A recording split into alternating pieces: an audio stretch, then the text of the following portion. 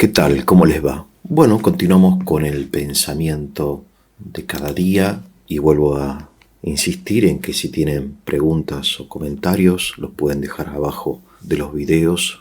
Con gusto intentaré responder.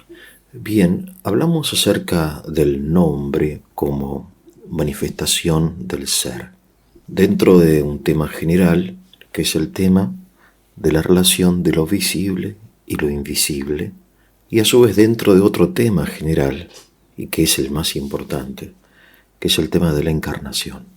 Y bien, acerca del nombre, en particular del nombre de Dios, quería citar un texto de Santo Tomás y comentarlo junto con ustedes en este audio. En efecto, Tomás dice así: se dice que Dios no tiene nombre, o que está por encima de todo nombre, porque su esencia supera todo lo que de Dios podemos entender o expresar con palabras.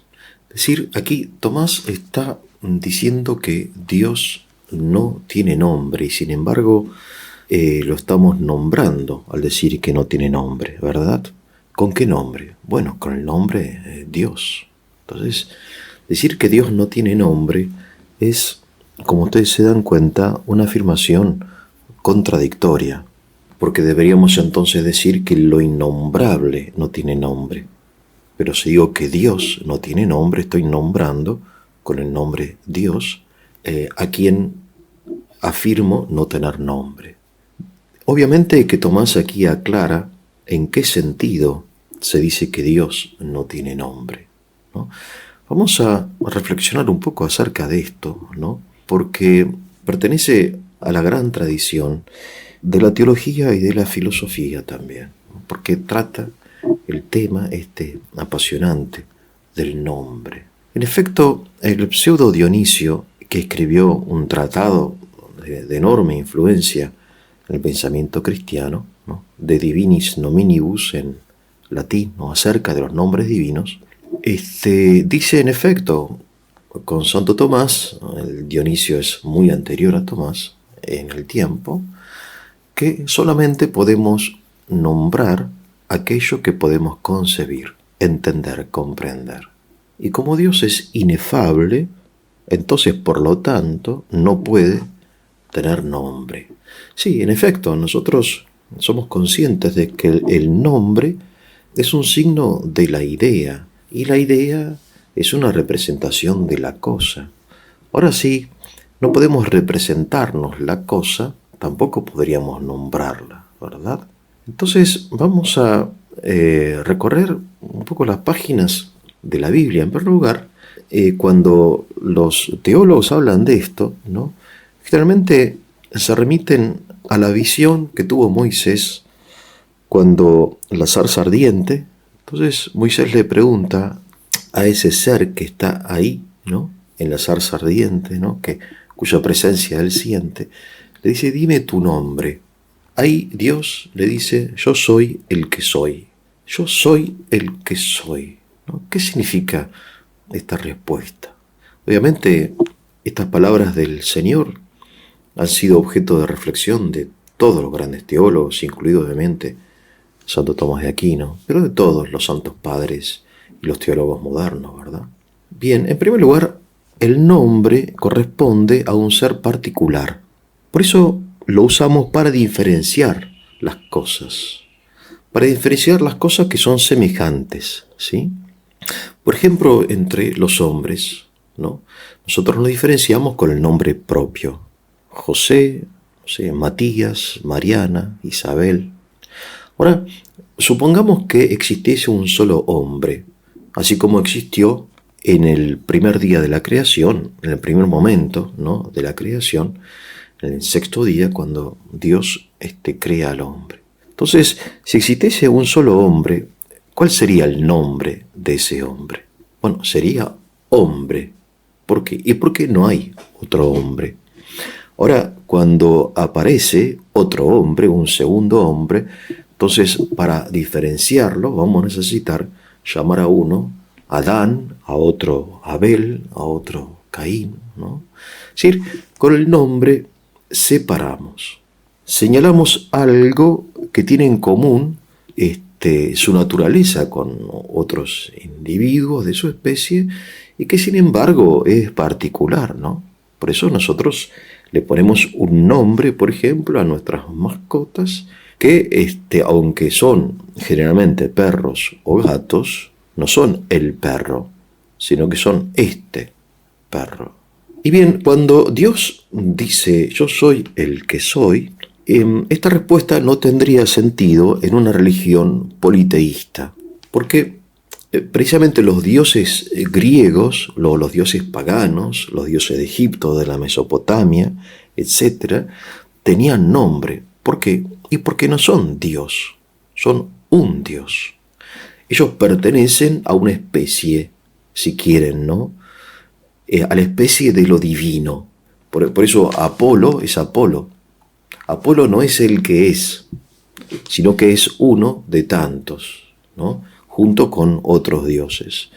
De modo que Dios, al decir yo soy el que soy, está diciendo que Él no es un Dios particular, no es un Dios, como podría entenderlo un pagano, el Dios de Israel en un sentido del Dios nacional, sino que soy el que soy. Bien, entonces, digamos que al nombrar algo, no solo estamos señalando como particular, cosa que en caso de Dios no corresponde, porque no es un ser particular dentro de una especie, sino también lo estamos, digamos, limitando, porque la función del nombre, de todo nombre, es positiva y negativa. Si le estamos diciendo que, por un lado, José es José y no es, no sé, Gustavo, ¿sí?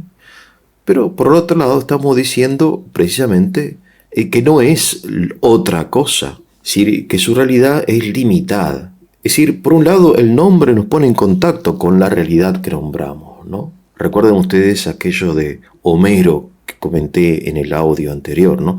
Dime tu nombre, ¿cuál es tu nombre? ¿No? O sea, es lo primero que conocemos de alguien y que queremos saber de alguien, y lo primero que decimos cuando nos presentamos con una persona, mucho gusto, yo soy fulano de tal, ¿no? Es decir, bueno, el nombre tiene la función de señalar, pero también es limitante. Sí, yo no soy mi hermano, no soy mi primo, no soy mi padre, sino que soy no soy aquel, no soy aquel.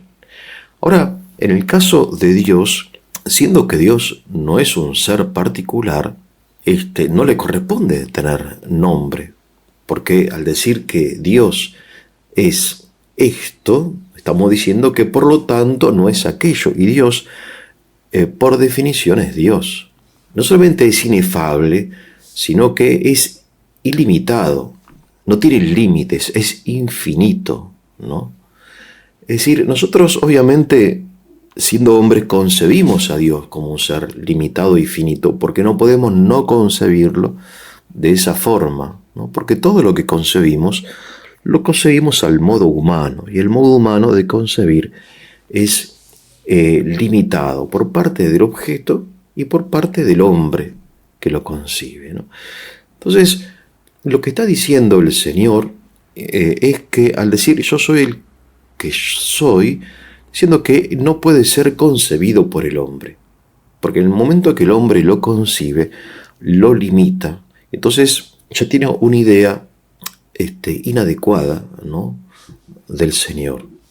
Es decir, Dios evita ser particularizado, ser separado, ser distinguido de otros dioses y de otras realidades mediante un nombre.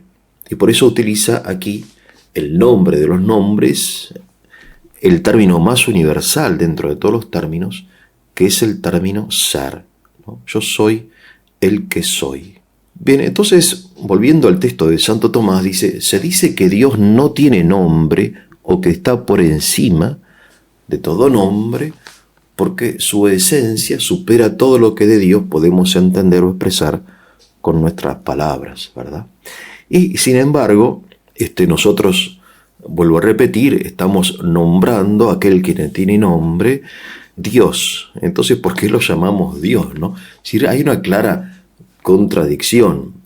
Obviamente que hay una contradicción, porque no podemos no nombrar aquel a quien intentamos conocer y amar. Es la forma en que los hombres tenemos de relacionarnos con el ser. De todas formas, en la dialéctica de la teología pasamos de una afirmación a una negación.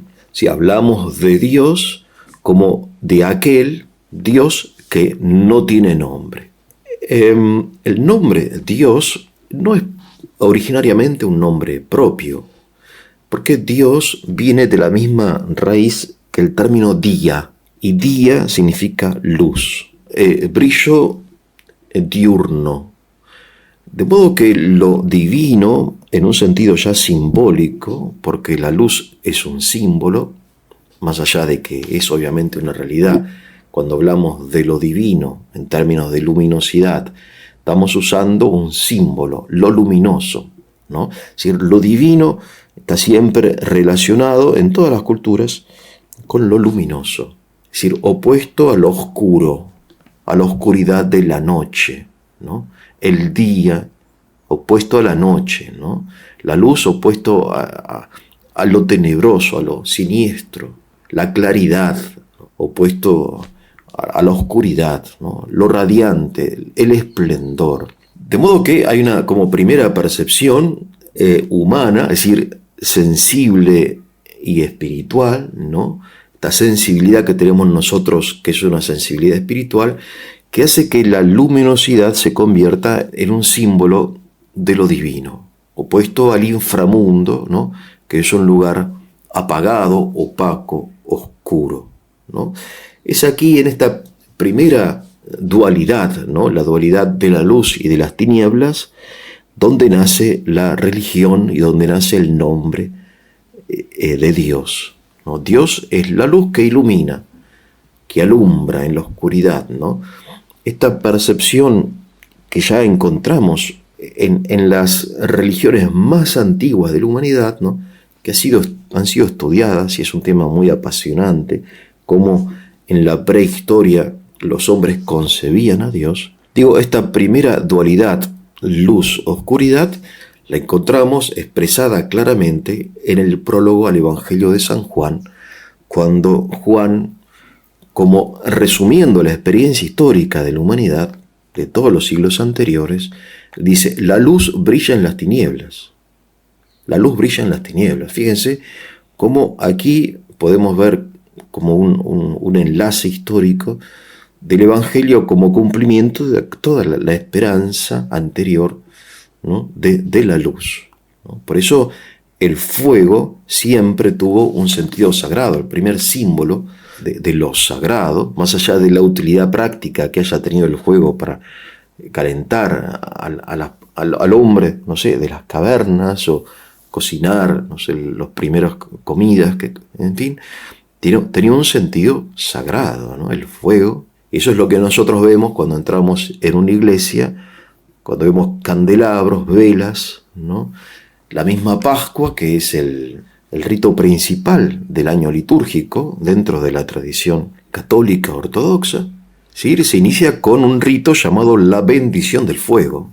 Es la luz que brilla en las tinieblas. Y es por eso que en este rito bellísimo, el templo, la iglesia, está con las luces apagadas, que representa el universo. Entonces el sacerdote primero bendice el fuego que está fuera de la iglesia y entra llevando el cirio pascual y exclama, ¿no? La luz de Cristo.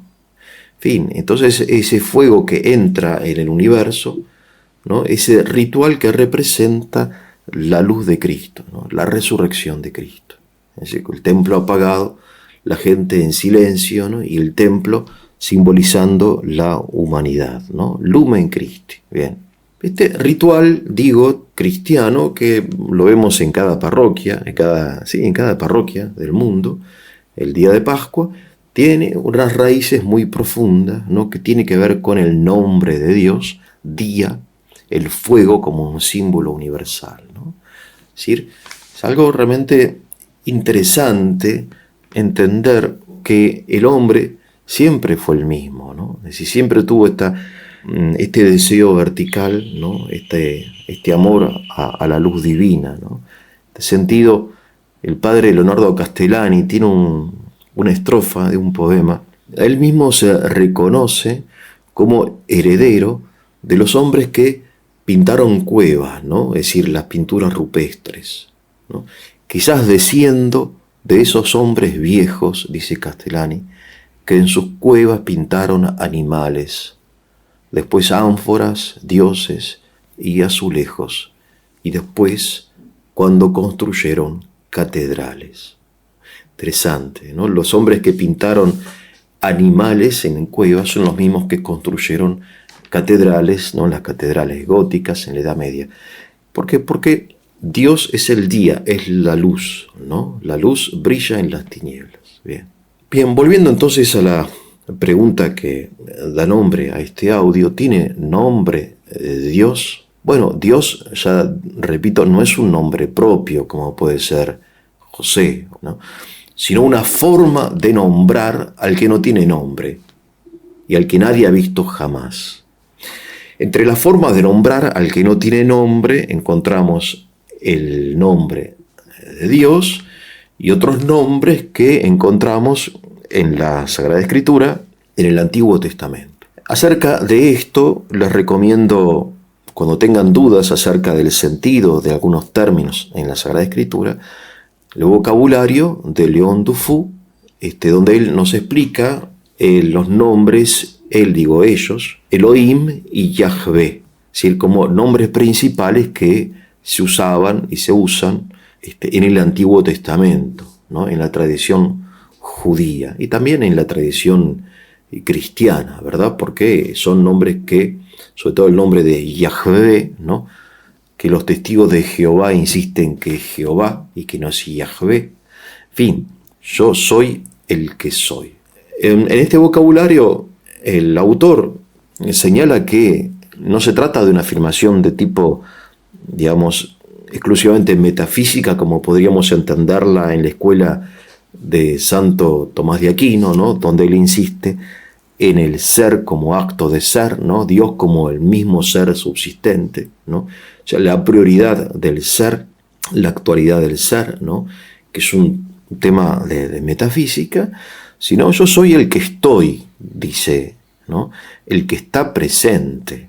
No es que al decir yo soy el que soy, Dios se está distanciando, al decir yo soy innombrable, intocable, inefable, distinto, ¿no? Que habita más allá de las estrellas, sino yo soy el que estoy aquí para ayudarte a liberar al pueblo. Recuerden que esta revelación del nombre divino se realiza en el momento en que Dios le revela a Moisés su intención de liberar al pueblo, ¿no? Es decir, no es una afirmación de la trascendencia o solamente de la trascendencia de Dios, sino de la presencia de Dios y de la acción de Dios en favor de su pueblo, ¿no? Es decir, siendo Él distinto e inefable, está aquí, ¿no? Esto es importantísimo remarcarlo en nuestra época, ¿no? Tenemos una idea de Dios muy influenciada por el deísmo sobre todo francés, que tiende a Dios como aquel que existe pero que no actúa, ¿no? Que existe pero que no es providente. Yo soy el que estoy junto a ti, el que está presente en tu vida. Bien, entonces si fue de su utilidad, les voy a pedir que le pongan el like, lo compartan, se suscriban para la difusión del canal. Con esto me despido, que tengan un muy buen día.